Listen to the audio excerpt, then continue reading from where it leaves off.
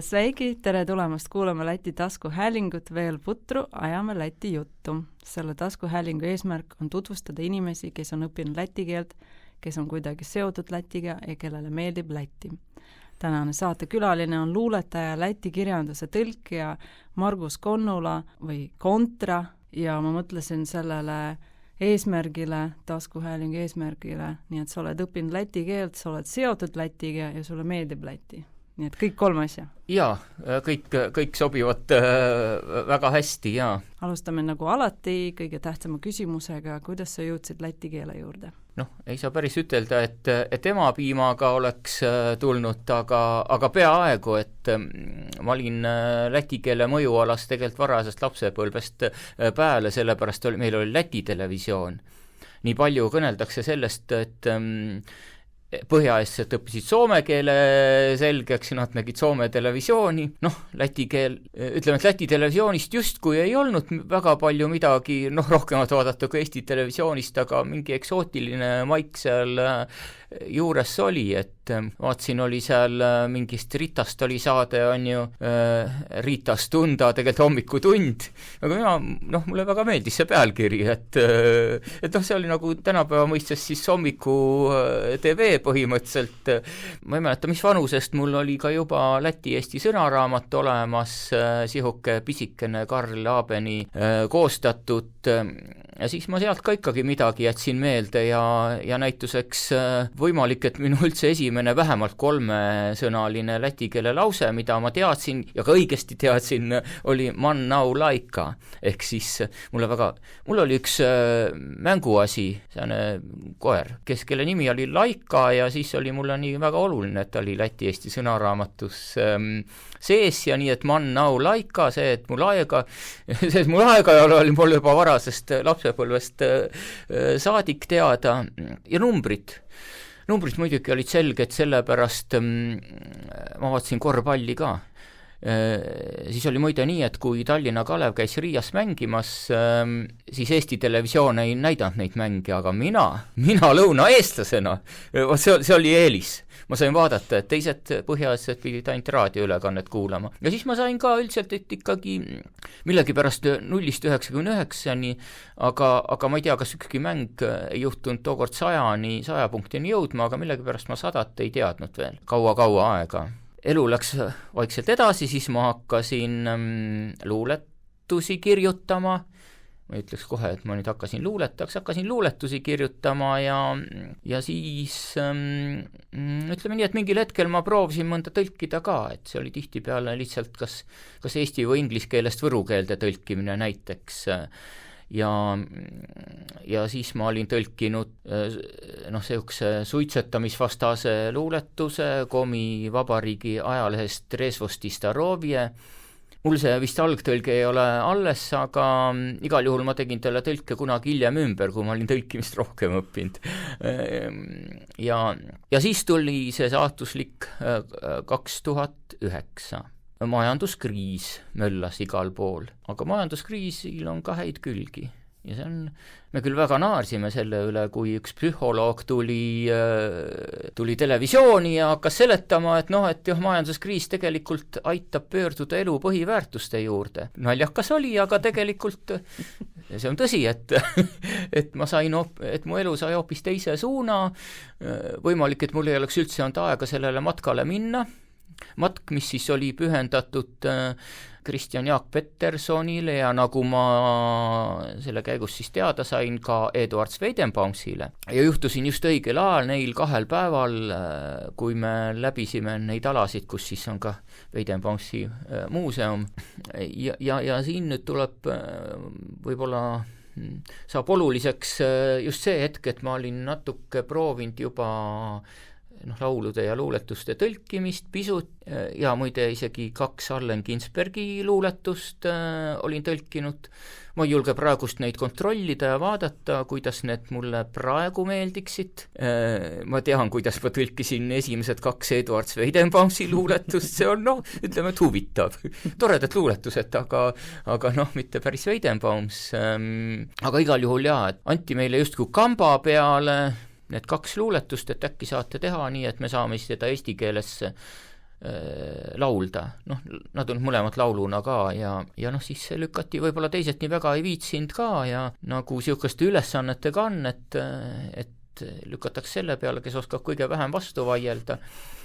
Aga noh, mingi põhjendatud ootus seal ikkagi oli, et just mina võiks neid tõlkida ja siis ma proovisin ja siis see oli väga huvitav ja kõige tähtsam, et miks ma tahtsin neid järjest rohkem tõlkida, et see kõik, isegi kui ma ei saanud veel läti keelest aru, sisust ei saanud aru, aga ma sain aru, et see Weidenbaums on pagana minu moodi luuletaja, et noh, ta nii, see on nagu minu luuletused, aga läti keeles, et midagi aru ei saa, et kõla poolest ja siis ma tahtsin neid veel lugeda ja siis ja tõlkida ja siis, kui vahepeal ülejäänud seltskond, mina tulin nende asjaamiste juurde tagasi, ülejäänud seltskond pani ikka jala edasi, sealt siis juba Valmiera kandist muudkui panid edasi ja Tartus me kohtusime jälle, kui nad olid siis Tartu jõudnud ja siis ma sain juba 10 neid Weidenbaumsi, just laule, ütleme laule, igasuguseid laule, küll Bergonsi tehtud ja teisi ka ja siis ma muudkui tõlkisin ja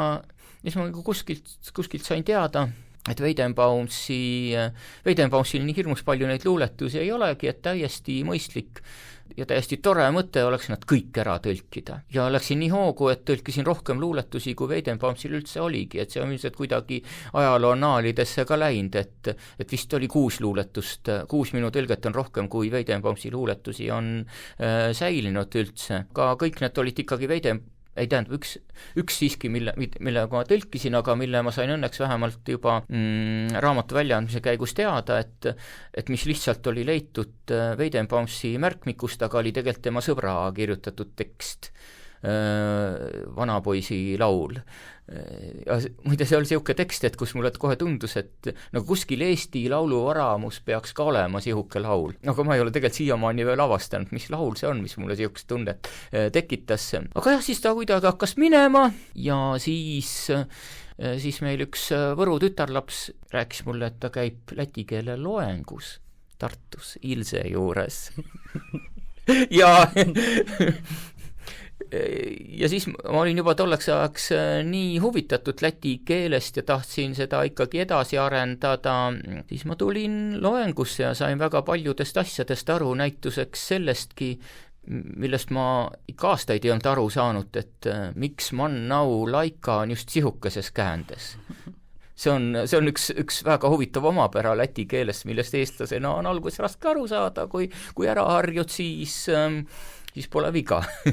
Aga see on just täpselt samamoodi nagu eesti keeles, miks mul ei ole aega, mida?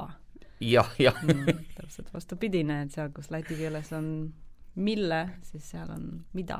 Jah, et ongi, et ühele tundub üks loomulik, teisele teine, et siis ongi, saab palju nalja ja üks lause, millega ma ikka aastaid enda arust hiilgasin, oli Lutsu Pietsi salde jums, mis siis on just nagu mis ta ongi siis, palun viis jäätis. Yeah. Ja kusjuures veel läti keeles on ju tegelikult öeldakse palun viit jäätist, palun viit jäätist, et ühesõnaga täiesti valesti, aga sellest ma sain siis Ilse abiga lahti. Mis sulle meeldib läti keele juures?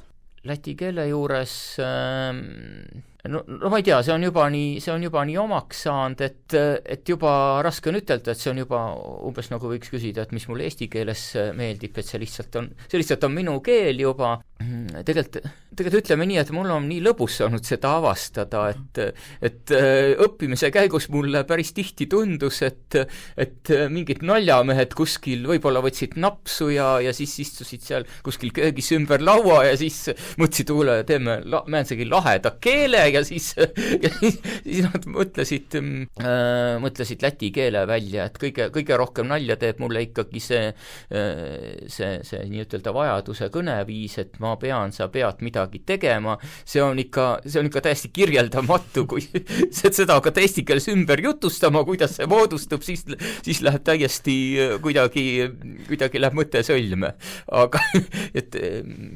aga see ei ole väga keeruline.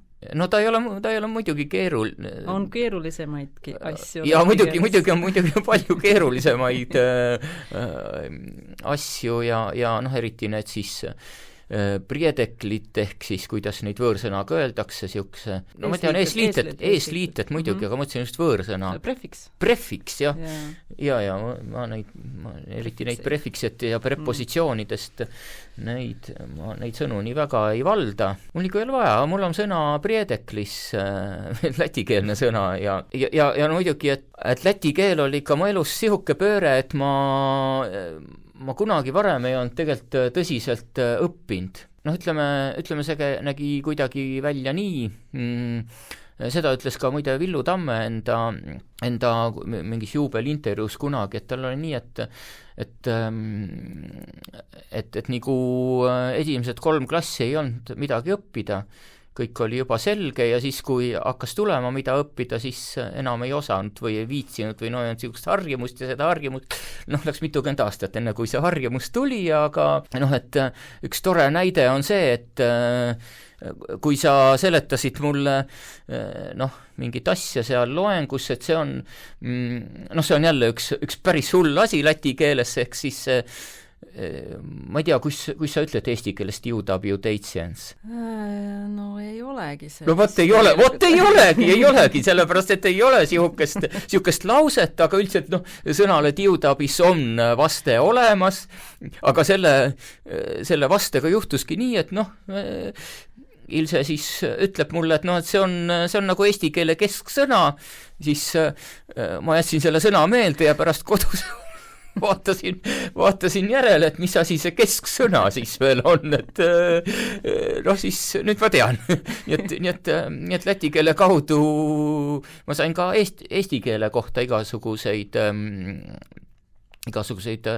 tarkusi teada ja meil eile oli läti keele tund ja siis me rääkisime sellest, et mis asi on nieburs eesti keeles. Mis see on? See on pihik. Aga mis on pihik? Pihik peaks olema midagi, pihikseelik, No see on, aga pihik on nagu vest, aga see on rahvariietuse vest. Ahaa. Nii et siis klassis oligi täpselt selline üllatus, et sa ei tea ei läti keeles ega eesti keeles seda sõna tegelikult.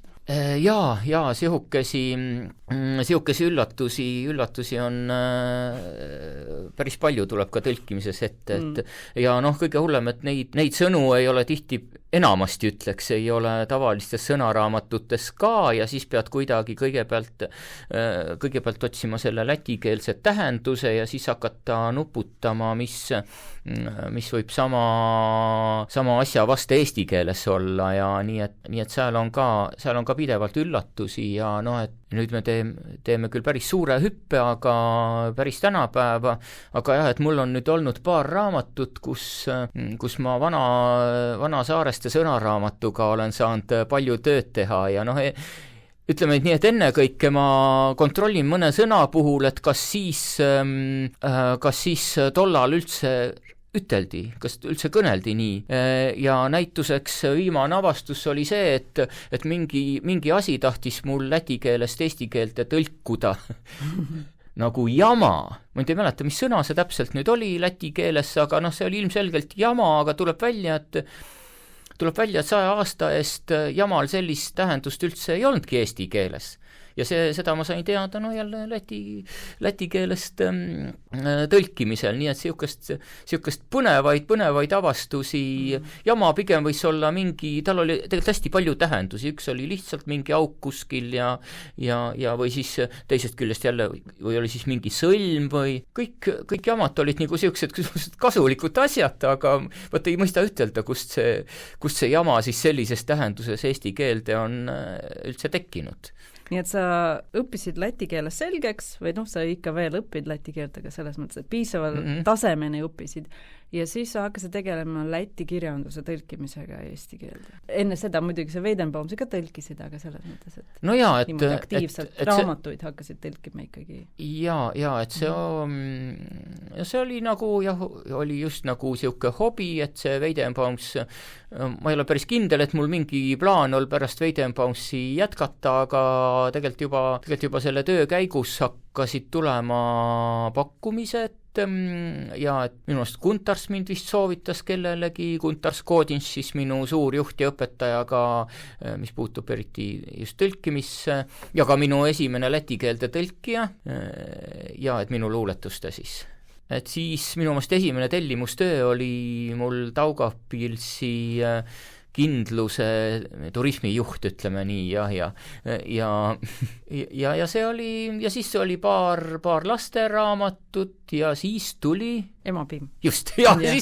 siis tuli Emapiim, et see oli jälle Noora Ikstena. Ja Noora Ikstena Emapiim ja see ju juhtus nii, et alguses ma ei tahtnud üldse sellega tegeleda, sest ma arvasin, et mul ei ole aega ja niimoodi ja kunagi ei ole aega. Ja ongi nii, et kunagi ei ole aega ja veel ei ole aega. Siis Ilse ikka tuleb ja räägib, et et keegi võiks selle ikkagi tõlkida, seda on eesti keeles vaja ja siis kuidagi vist oli nii, et mõtlesin, et olgu, et ma vaatan selle siis üle ja niimoodi, aga kuidagi läks see nii, see koostöö läks nii aktiivseks, et lõpuks see oligi meil nagu vastastikku selle teksti põrgatamine ja nüüd siis rõhutame, et meie mõlemad oleme selle tõlkijad ja tihtipeale ja tihtipeale oled, kas sina oled tõlkija või mina olen tõlkija, aga me mõlemad koos väga harva oleme selle tõlkija. Vot ma ei olegi seda kohanud, kus ainult sina oled, aga see on tore, et vähemalt on niimoodi ka, sest sest jah, et kui minu tõlgetest nii üldiselt räägitakse, siis rõhutatakse, et ma olen ka Emapiima tõlkija ja see oli ju tegelikult väga, väga oluline töö ja et see andis nagu asjale päris suure hoo sisse ja nüüd on neid raamatuid tulnud riburada, olen ise leidnud, on kirjastused leidnud. Kas sa tead, mitu raamatut sul on juba tõlgitud? On sul see arvu? Arvestust? Ma ei ole väga jälginud, aga keegi mulle ütles, et neid on üle 30. Ja neid on üle 30, seal on näituseks ka 5 või 6 raamatut näpsude sarjast. See on ja veel palju mitmeid siukesi raamatuid, mida saab ka enam-vähem ühe päevaga ära tõlkida, aga et on nende hulgas siiski ka mõni paksem raamat. Et ja tegelikult ju ei tea, mõtlen, et kunagi võiks need luuletajad ritta panna, keda on tõlgitud, sellepärast, et lisaks antoloogiale, kus oli 18 autorit ja nüüd tuleb kontseptualistide kogumik, kus on 12 autorit, aga neist umbes pooled siis kattuvad selle, ütleme siis nii-öelda regulaarluule antoloogiaga, aga et on neid luuletajaid, keda tõlgitud omajagu ja eks ma olen tõlkinud ka siukest rahvalaulu või oled mõningatel nendest on autor ka olemas, aga muidugi otsast olen tõlkinud ka Läti dainasid, aga eks need tahavad veel tublisti siukest uurimustööd, et kuidas tegelikult ja kes need rahvapoeg ja rahvatütar siis õigupoolest on, siuksed nüüd terminit Läti rahvaluules kui nii otse võtta, aga eesti keeles tuleb nuputada veel, et mis sinna peab käima. Ja ma arvan, et iga kord, nagu paljude asjade puhul, et iga kord tuleb täiesti uue pilguga vaadata ja on asju, mida ei saa sõnaraamatu järgi paika panna. On üks tegusõna, kus ta üldse algvorm on, mekt, jah. Mekt, ja ütleme, et mulle tundub, et seda isegi ei ole pigem läti-eesti sõnaraamatus, sellepärast, et seda on nii raske öelda, kus teda kippuma, tavaks olema. Tegelikult minu meelest ma kunagi, ma ei tea, kas see on mul kuhugi üles kirjutatud, aga ma leidsin 20 erinevat varianti, kuidas seda võiks tõlkida, nii et see on üks siuke väga, väga pöörane sõna ja ja kuigi mul kohe pähe ei karga, siis ma arvan, et mõningaid siukesi hulle sõnu on veel läti keeles, mida ei saa nii üks-ühele tõlkida, vaid peab vaatama see võlusõna kontekst. Ja. Kas see tähendab, et sa ei saa lihtsalt tõlkida täpselt samamoodi, sul on vaja ikkagi veidi seda kultuurilist tausta, et kuidas kombeks on öelda, kuidas öeldakse selles või teises keeles? No täpselt nii, jah. Et näiteks see sama, kui sa läti keeles ütled, et das ist sviest. No see on või. See on kahetähenduslik, muidugi siin on kontekst on vajalik. Ja täpselt, et see põhimõtteliselt väga vabalt võid küsida, et kas see on nüüd, näiteks küsimusel, et kas see on või margariin ja siis öelda, et see on täielik või, on ju, et see on puhas või kuidagi nii ja siis üteldakse, et kui lätlane ütleb, et see on täielik või ja siis on ikka asjad sitasti, ütleme nii. Täielik jama. Jah, täielik jama, just, jah. Kui sa küsid, kas tas par sviestu, siis... Mis või see selline on, jah? Mis või? Et see on see keeletase, ehk siis sõnaraamatut on ju ka mõeldud rohkem sellele algtasemele, et kui sa õpid keelt või tõlgid selliseid lihtsamaid lauseid või tekste, aga kui sa hakkad ikka korralikult raskeid, keerulisi romaane tõlkima, siis on vaja seda, sul endal peab olema see keele kontekst või see kultuuriline kontekst või sul peab olema keegi inimene, kes sind aitab sellega. Ja, sest esimesed katsetused Weidenbaumsiga olidki nii, et ma püüdsin sõnaraamatu järgi.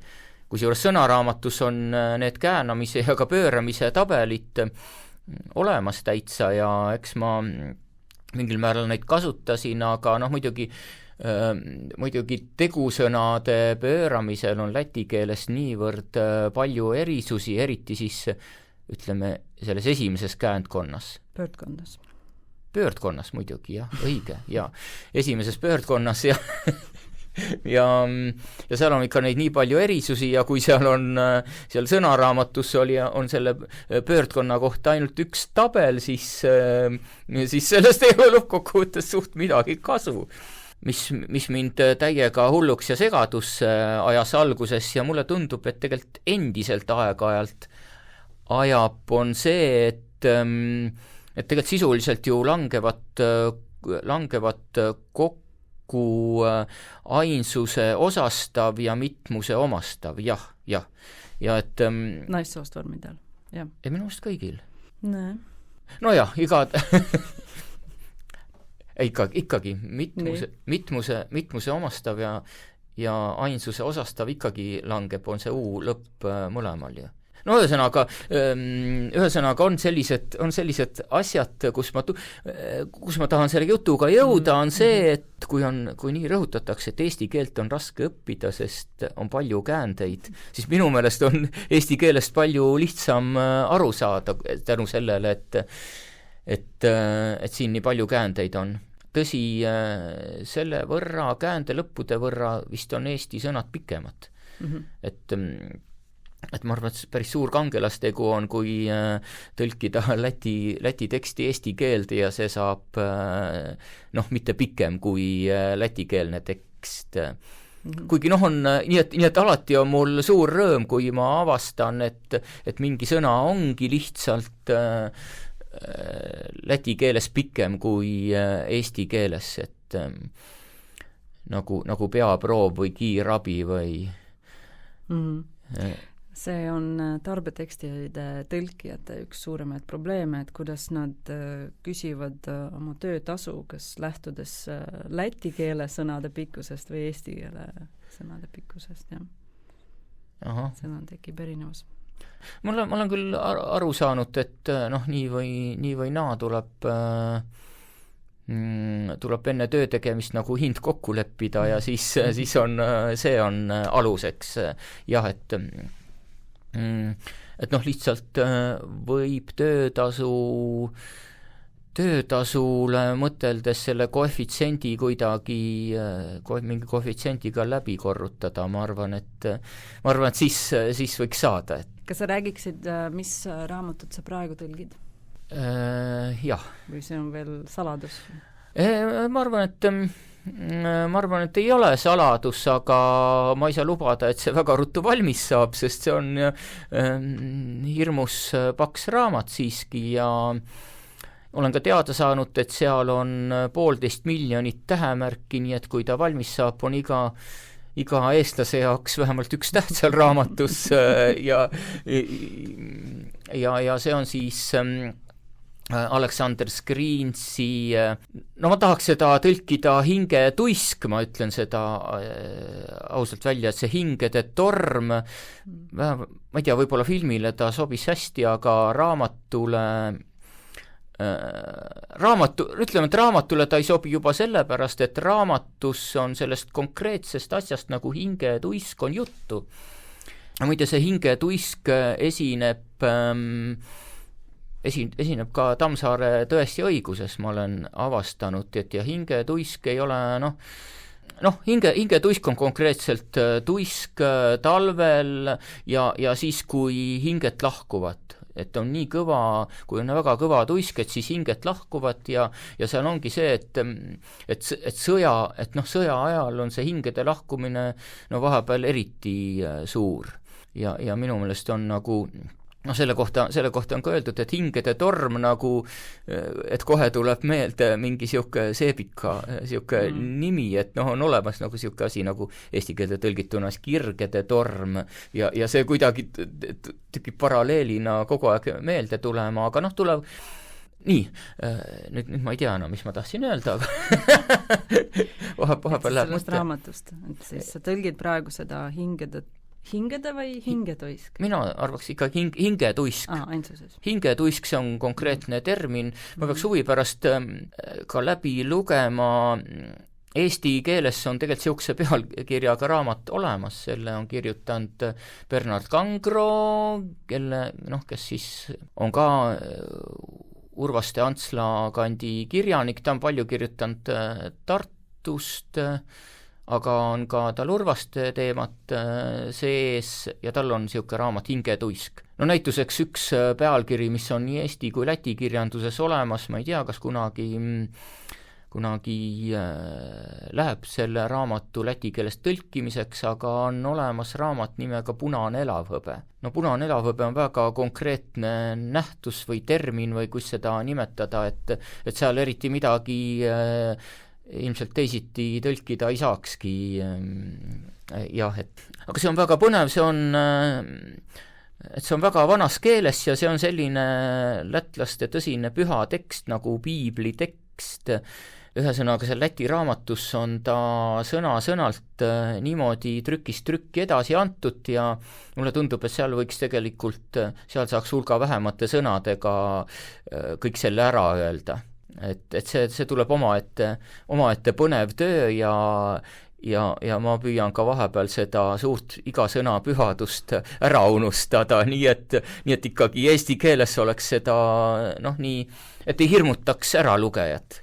Mis raskusi sul on selle tõlkimisega? Mingi sõnade tõlkimisega või mõistete?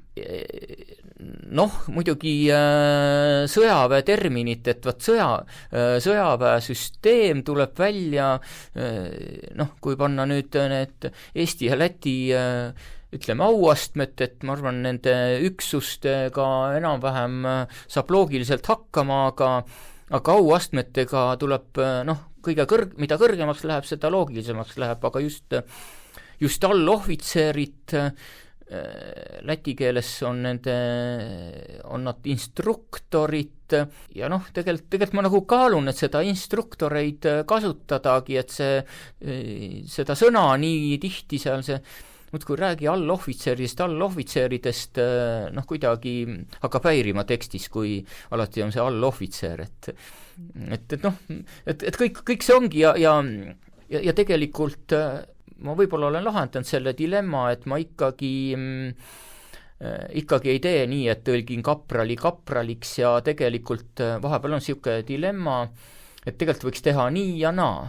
Kui ma tõlgiks läti kapralis on läti keeles siis, ja kui ma tõlgiks selle eesti keelde kapraliks, siis see oleks nagu siis oleks nagu kaprali madaldamine, sellepärast et kapral on Läti sõjaväes no ikka kraadi võrra kõvem vend kui Eesti sõjaväes, nii et siis ma ei saa ilmselt ikkagi seda teed minna, et ma panen kaprali kapraliks ja seersandi seersandiks ja noh, et siis veeblite jaotus on siis see, mida ei ole seal vahepeal üldse, et kõik Lätis on väga palju erinevaid seersante. Noh, et need suuremad seersandid on Eestis veeblid, aga Lätis on kõik seersandid, nii et sellega on ikka paras nuputamine, aga jah, et ilmselt tuleb võtta see tabel ette, ta ei lähe muidugi ka kokku täpselt nii, et oleks siis täpselt ühepalju ja neid auastmeid, aga seal on veel igasugused huvitavad astmed vahel ja no siis tuleb kuidagi natuke ikkagi tõlgendada ise ka, et kus on nüüd, et kes võiks nüüd olla noorem seersant, kes vanem seersant, kes lihtsalt seersant, et no ma arvan, et sellega tuleb veel, kui nagu üldine tõlkimine on tehtud, tuleb võib-olla eraldi veel läbi käia kõik need. Kas sa mõtlesid veel küsida lätlaste käest ja eestlaste käest, et nemad selgitaksid sulle neid tasemeid, kes omavahel teevad koostööd, kes peaksid teadma ju neid erinevusi? Jaa, ma natuke olen juba küsinud, aga seal on rohkem see tänapäeva taust, kuigi tundub, et väga suurt põhimõttelist muutust ei ole 100 aastaga toimunud, aga siiski ma arvan, et kunagi, kui mul on üks kord raamat läbi käidud, ma ei tea, millal see juhtub, et võib-olla 10 olen juba läbinud, aga siis jah, et ma arvan niisuguse järjekorras, et pöördun Läti ajaloolaste ja siis selle järel Eesti ajaloolaste poole, et kõik need ikkagi läbi käia ja et mida need ikkagi, mida need auastmed ikkagi päriselt siis on tähendanud tollel ajal just. Et saada just see 100 aasta tagune taust täpsemalt kätte, jah. Ja siis pärast seda sa oled selle teema spetsialist ja siis kõik pöörduvad sinu poole ja küsivad sinu käest. No nii võiks olla. Et nii see on, tõlkija töö ongi, et uurida, kuidas asjad on ja siis ta teab ikka päris palju. Jaa, aga liiga palju ei tasu loota, sest ma oskan ka asju väga hästi ära unustada. No midagi jääb külge, jah. Mis on sinu lemmik Läti raamat? Jah, see on nüüd väga raske on ühte konkreetset välja tuua, et ikkagi üle kõige on muidugi Weidenbaums, kuigi tegelikult ma nagu Weidenbaumsi raamatu koostasin ise ja mingid Weidenbaumsi kogumikud ka Lätis olemas, aga et see minu kogumik ei vasta ilmselt ühelegi neist täpselt. Aga ma arvan, et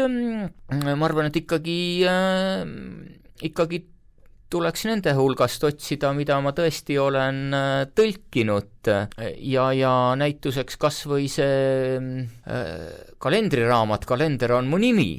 Ma tean, et me ei ole siin ühel arvamusel, aga õnneks ongi maailmas raamatuid nii palju, et igaüks leiab oma, aga jah, et minu meelest selle ülesehitus ja see lugu ise on väga super ja mõtlen ka, et tõlkimise poolest oli selle mõttemaailma ja eriti selle keele edasiandmine päris huvitav ja muidugi väga oluline oli seal ka võitlus toimetajaga just selles mõttes, et aeg-ajalt ma pidin ütlema, et aga nii peabki olema. Kuigi see ei ole just nagu päris, ütleme, et see ei ole just nagu korrektne, aga see oligi selline põnev töö. Aga ta läti keeles ei olnud siis ka korrektne?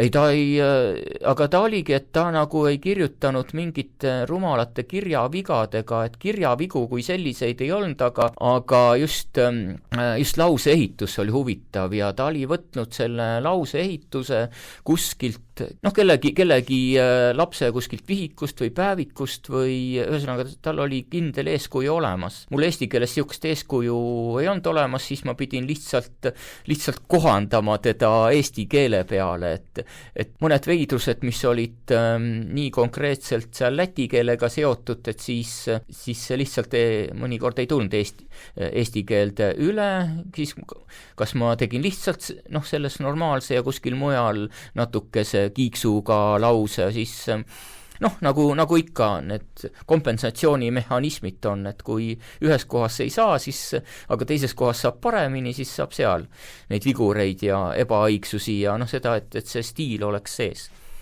Kas sa oskad tuua näiteid mingisugustest sõnadest, mida ei ole võimalik tõlkida eesti keelde? Mitte grammatilistest vormist, selles mõttes, et diudabist ja nii edasi, aga selles mõttes, et mingi sõna, mida lätlased kasutavad, eesti keeles ei ole sellist sõna. Ja see on nüüd nii huvitav küsimus, seda peab see ei tarvitse nii järsku meelde tulla. Sest ma tean vastupidi, et eesti keelest läti keelde ei ole võimalik tõlkida tegusõna kiilanema.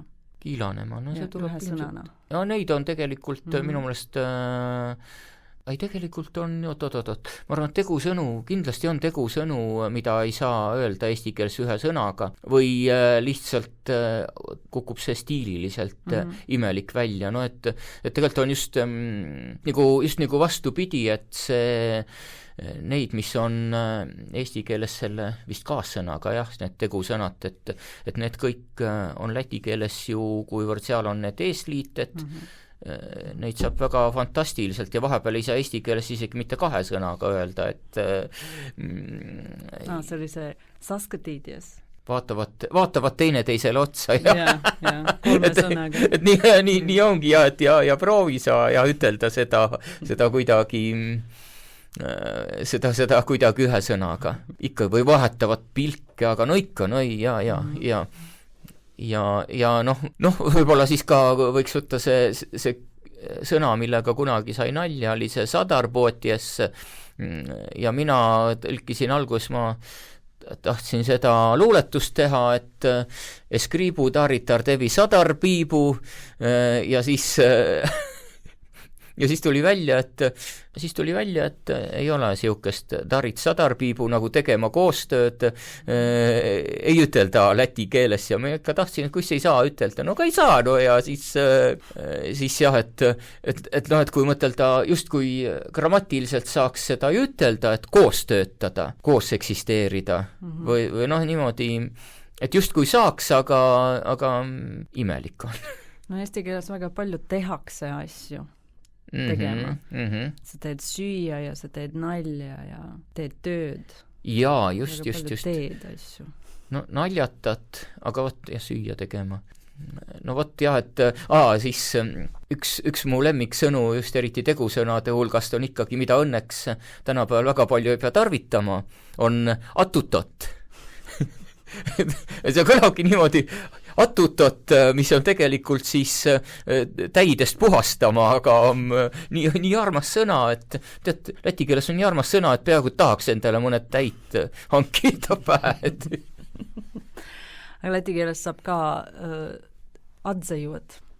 Jaa, muidugi, õige, just, et luule tõlkimine on jah eraldi sõnaga, et see on lihtsalt fantastiline, et nüüd ma vaatasingi, Guntarsil on väga äge sürrealistide kogu või nagu ühes siis oli nagu sürrealistliku tantsukogu, kuivõrd oli ühes eestikeelses kuskil tekstis, et kuivõrd Deja ja Zeja on nii ühe tähe vahe ainult ja aga mis ma tahtsin ütelda, et seal ongi väikest nalja nagu tehtud seal, et kui on läti keeles kirjutatud, et kuivõrd seal on on see esseid, mida on tõlgitud ja siis põhiosas luuletusi tõlgitud, siis on tulkois unatsejois kuntars koodins ja ongi pandud eesti keeles tõlkinud kuntars koodins. Tõlkinud ja veel kord tõlkinud. Peaks mõtlema välja, et mida ma väga tahaks juurutada, aga ma väga kuidagi ei ole veel julgenud või ei taha nagu segadust tekitada, aga jõudu tööle võiks küll, et noh, lätlased justkui ei saa aru, aga tegelikult võiks neile seda juurutada küll, et tegelikult see ja kuidas sa tõlgiksid seda siis? No spääku tarba. Noh, või tarba, spääku tarba. No ühesõnaga jah, et kui üteldakse veiksmi edu töös, et siis võiks arusaadav olla ka jõudu. Et muidugi on algus harjumatu.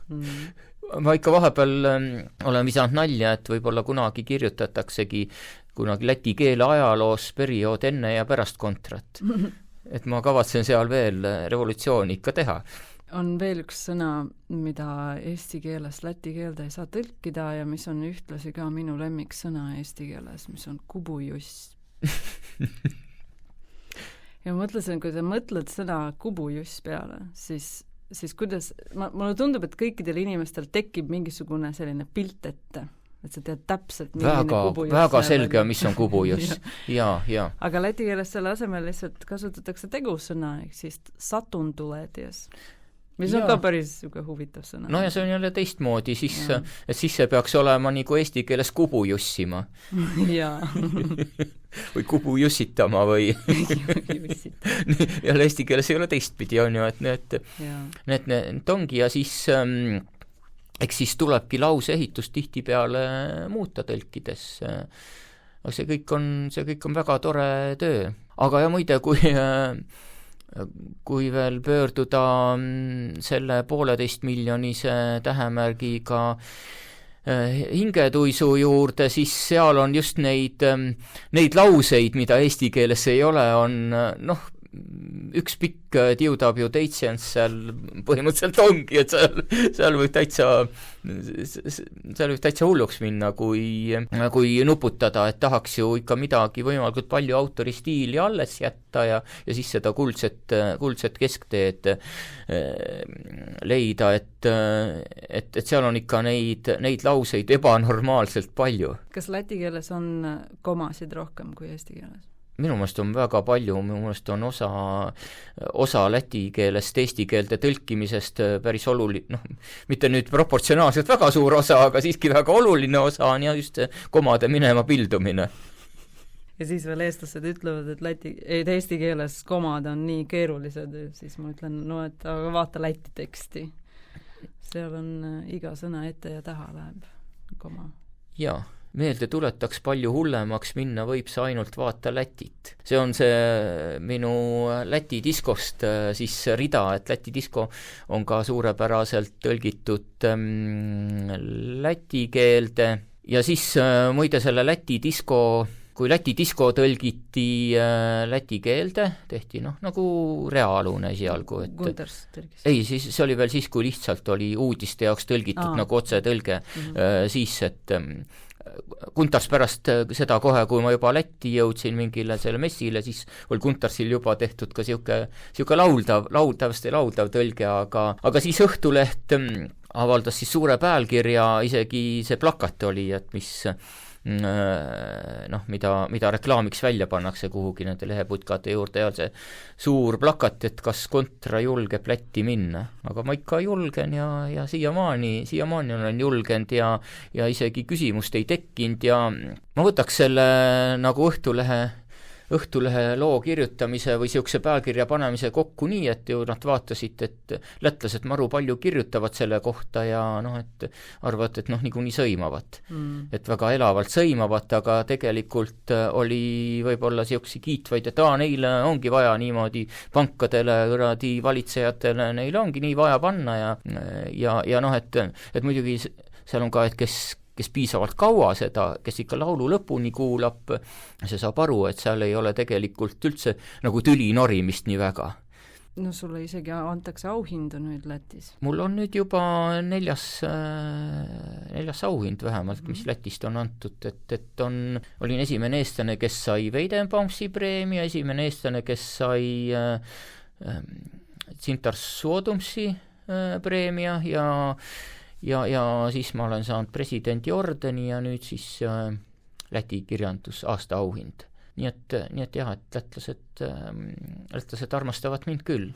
Et ma kavatsin just sama teed mööda tulin, kui ma praegu siia kõndisin, just paar päeva tagasi oli seal Elleri kooli juures terve bussitäis lätlasi ja siis ma vaatasin, ja siis ma panin tähele, et nad üldse ei imestanud, et ma nendega läti keeles kõnelen järsku keset Tartut, et kui varem on ikkagi siukest rõõmsat üllatust olnud, kui ma tulen ja hakkan läti keeles kõnelema, siis nüüd küsisid teed nagu Vanemuise juurde ja ma seletasin ja noh, nagu kõik oli nii loomulik, et eks siis kõik tundsid seda ära? Võib-olla siis jah, et mingit üllatust, aga võib-olla nad olid, neil oli tähtis kontsert algamas, nagu ma aru saan, võib-olla nad mõtted olid sellega hõivatud, et ei olnud aega mingise asja peale imestamisega tegeleda, ei tea.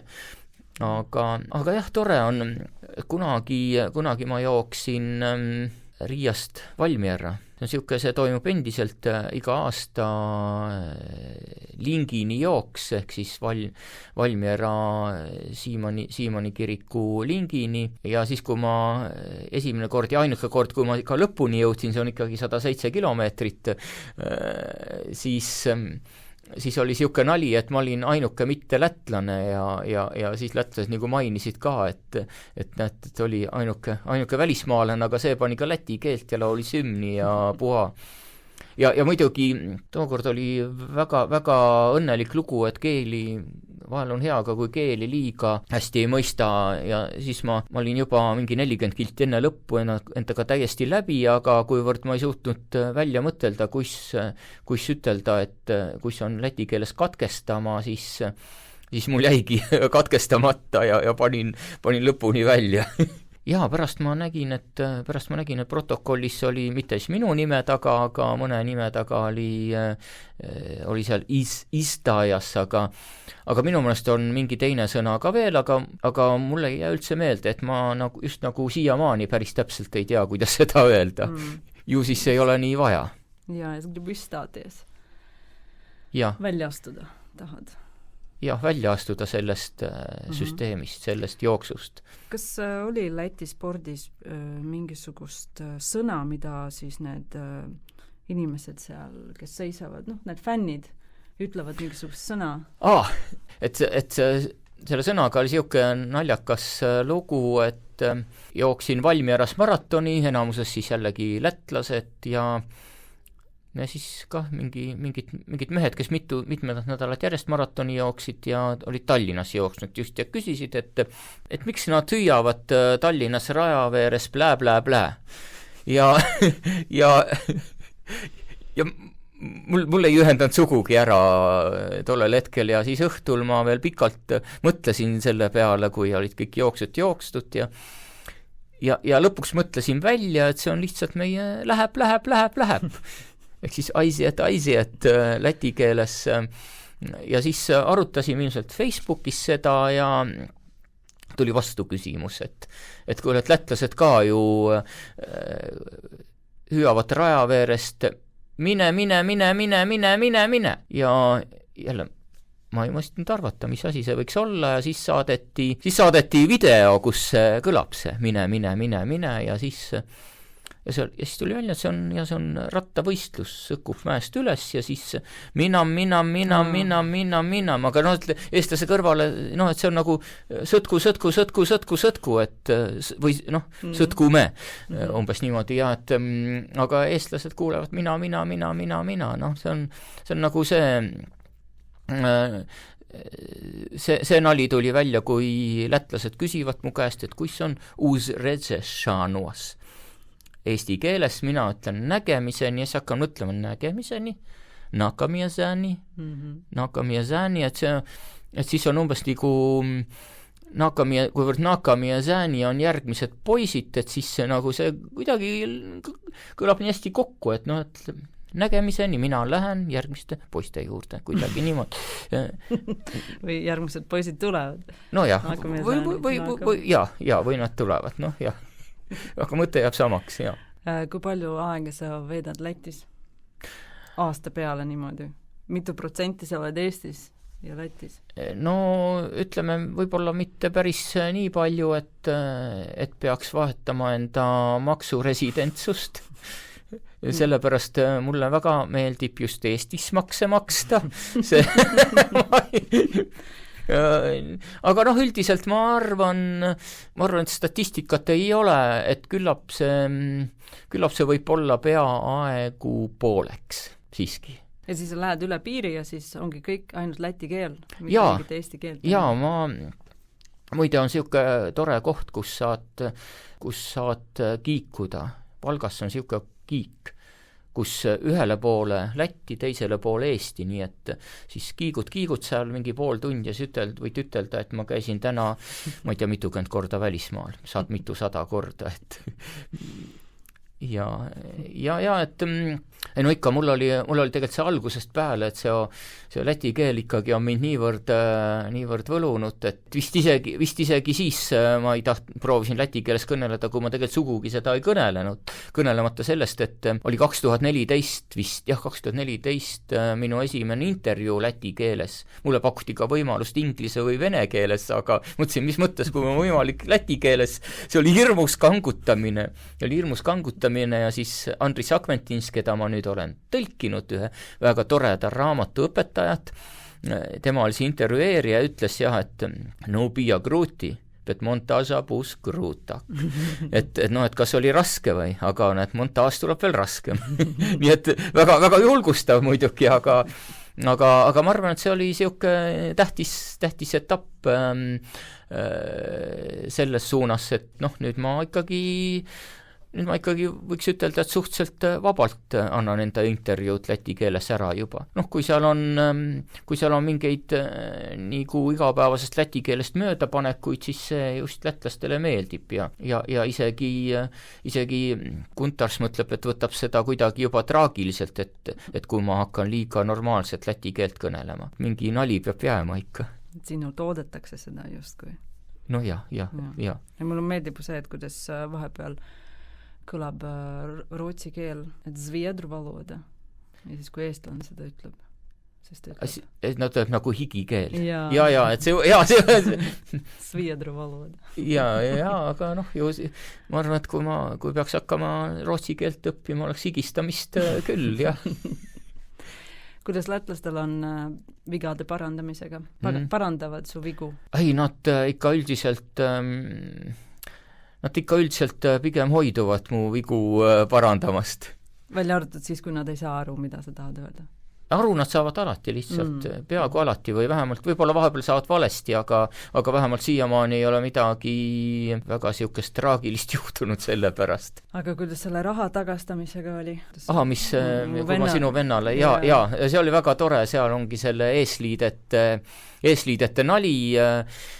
Ma väga kaua veel ei olnud õppinud, põhimõtteliselt ma teadsin nende eesliidete süsteemi, aga et ei osanud õiget asja, õige sõna ette panna õigel ajal vist igal juhul, et siis ma tahtsin Ilse vennalt laenata 10 eurot, kuivõrd mul oli endal rahakott jäänud koju ja siis ma läksin ta seis just leti juures, siis ma küsisin Vaidu Variman Attuot Desmit euro ja siis et justkui küsisin, kas sa saad mulle laenata, enda arust küsisin, kas sa saad mulle laenata, aga tegelikult tuli välja, et ma olin küsinud hoopis, kas sa saad mulle tagasi maksta 10 eurot ja siis tema ei mäletanud sellist juhust, et tema ei mäleta, et oli selline kokkulepe, et ta pidi sulle tagastama, sest te leppisite enne kokku, et ta pidi sulle laenama. Et see ongi see hetk, kus lätlane järsku ei saa aru, et vaata, millest sa räägid. Jah. Aga see oli päris alguses. Et eks vahepeal tõlkimise käigus tuleb selliseid naljakaid sõnu ette, kus ikka paned midagi mööda kuidagi automaatselt, näituses saab skuinjast, saab skudrinja, et ja sisuliselt on kõik normaalne nagu tekstis, et kui loed seda teksti, ega põhimõte jääb samaks, et kas sul ei ole seal, kui on sul nii puhas vorm, et sul ei ole seal okast, siis ei ole sul sipelgat ka seal küljes, see kõik on loogiline, aga lihtsalt ei ole seekord see sõna, et mingeid asju, mida ikkagi mõtled automaatselt ja paned mööda.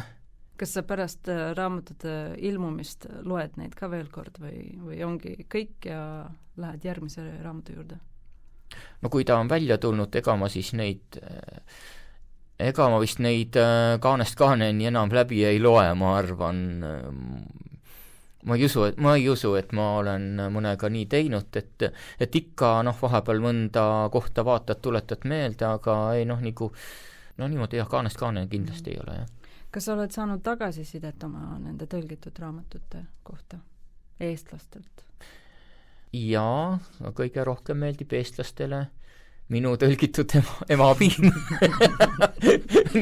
Nojah, et siis ütleme veel kord, tuletan meelde, et see on meie ühistöö ja et selle kohta vast kõige rohkem, aga et näiteks võib-olla tagasisideme poolest on niisugust kõige elavat vastukaja ikkagi õpetajad, kus oli just hästi palju äratundmisrõõmu, just nendel, kelle noorusaeg ja kes olid niisugused vanad õpetajad, kelle noorusaeg jäi tõesti sinna kanti, mida kirjeldab seal raamatus ja ütlevad, et et oli tõesti nii. Nii et Lätis ja Eestis oli täpselt sama? Jaa, et mis ei olnud sama, seda on seal siis väga tore, et Mart Laar kirjutas, mis oli nagu erinevused ja ka sarnasused Eesti ja Läti, just see, mida mõistetakse nagu Hruštšovi sula all, et laias laastus on meil väga ühte jalga on meie ajalood ju käinud, aga aeg-ajalt mingeid erinevusi on ja näiteks tegelikult seesama hingetuisk, et seal natuke tekitab segadust, et mõtled, et nagu Läti rahvuslik värk, aga nad ju on punased ja võitlevad koos venelastega, et see natuke vahepeal tekitab kõhklust, et mis sellega nüüd teha, et ja see oli nagu selles Nimed marmortahvlil oli ka, no ma seda teksti ei ole lugenud, aga seda filmi vaadates oligi see, et nad seisid seal kuskil selle lossi juures, ütles, et näed, lätlased tulevad. Aga punased lätlased tulevad. No just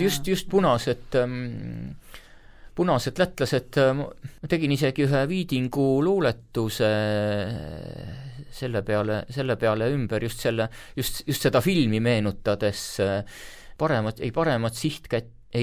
sihtmärki tea kui Läti küttide polk, neid on nottide hea laen kuulipildujat. Ja lõpp oli see, et paar lätlast jääb siiski veel alale, need ma vangi viin ruhnu, kui lähen kalale. Sihuke luuletus tuli just selle Nimet marmortahvli selle lätlaste nottimise peale, jaa. Ma lugesin kuskil, seal oli kirjutatud selline nali, et nüüd on kõik tööd tehtud, nüüd võib tõlkima hakata. Et see oli, see oli tegelikult nii, et täna on nii hea päev, et ei ole ühtegi tööd, et saab rahulikult tõlkida. Ja et niimoodi, et tõlkimine ei ole sinu jaoks töö? No, ütleme, et see on ikka tõsine pidupäev, kui õnnestub hommikust õhtuni tõlkida lihtsalt, ja. See on puhas rõõm, jaa. Mingist hetkest ta võib-olla siis, kui juba õnnestub nädal otsa niimoodi hommikust õhtuni tõlkida, siis ta hakkab võib-olla tööna tunduma, aga pigem ka siiski mitte, et lihtsalt see haarab nii kaasa ja mida rohkem ta kaasa haarab, seda ütleme, et ma vahepeal satun ka nii hoogu, et sealt ka need mingid vead tulevad, aga õnneks mingist etapis need saab jälle ära likvideeritud. Et ja meil on Tailaga sihuke lõputu koostöö, et me kogu aeg kontrollime vastastikku, et me olemegi peaaegu nagu üks tõlkija vahepeal. Labi, aitäh! Et siis võib-olla teeme veel kunagi veel ühe saate, kus me räägime siis täpselt näidetest Läti-Eesti, naljakatest näidetest. Kuigi sul on raamat on olemas, Kuram vedas või vedas? Kuram vedas. Kuram vedas. ja eks me näe siis. Ja, eks me näe, et neid asju võib ikka ju, alati ju midagi juurde tuleb, neid sõnu ja lauseid. Jaa, vaatame kord. Labi, paldies tev, kā tu atnāci. Aitäh, et sa tulid. Jā. Veiksmīgi.